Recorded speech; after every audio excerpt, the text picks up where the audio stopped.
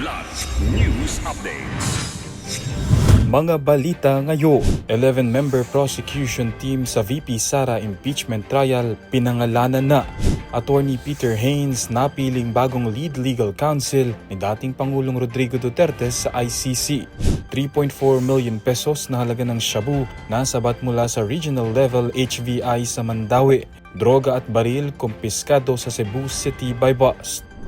Ako po si Cesar Soriano para ihatid ang nangungunang mga balita sa buong kapuluan ngayon.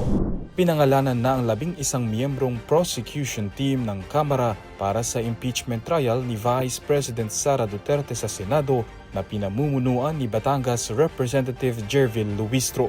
Inaprubahan sa sesyon ng Kamara noong Martes ang mosyon na italaga sina Iloilo Representative Lawrence Defensor, Manila Representative Joel Chua, Bukidnon Representative Jonathan Keith Flores, San Juan Representative Isabel Maria Zamora at One Rider Party List Representative Rog Gutierrez bilang bahagi ng prosecution panel.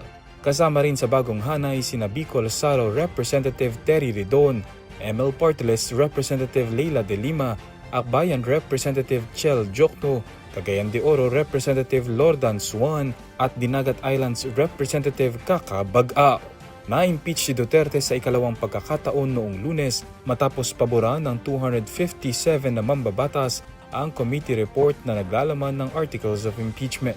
Samantala, hindi pa rin na itatransmit ng Kamara ang articles of impeachment sa Senado. Ayon kay House Secretary General Cheloy Garafil, nire-reproduce na ng House Secretariat ang articles of impeachment bago ito itransmit sa Senado. Prioridad umano nilang matiyak na kumpleto at tama ang bawat kopyang isusumite ng Kamara.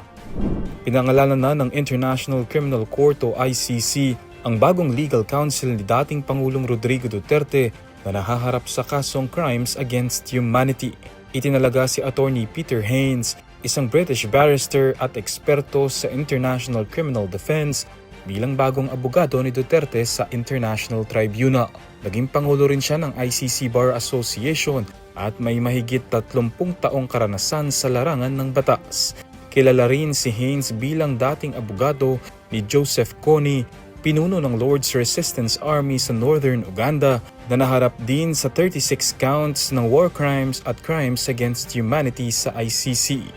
Papalitan niya si Attorney Nicholas Kaufman na nagbitiw bilang lead counsel noong nakaraang linggo matapos aniyang pumili ng bagong kinatawan ng defense team ang mag-ina ni Duterte na sina Hanilet Avancenia at Kitty Duterte.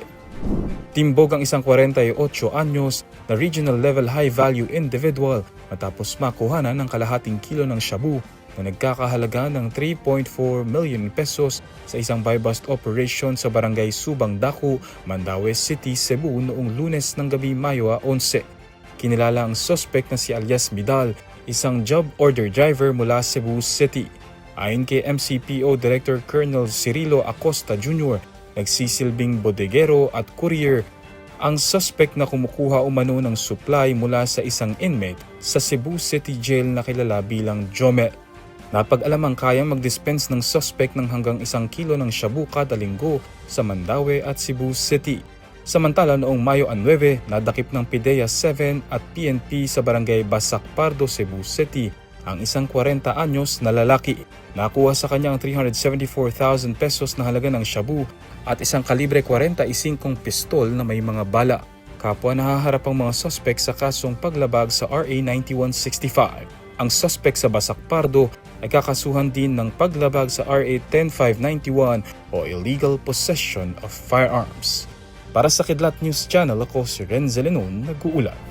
Ako po si Cesar Soriano, kasama nyo sa bawat pagputo ng balita.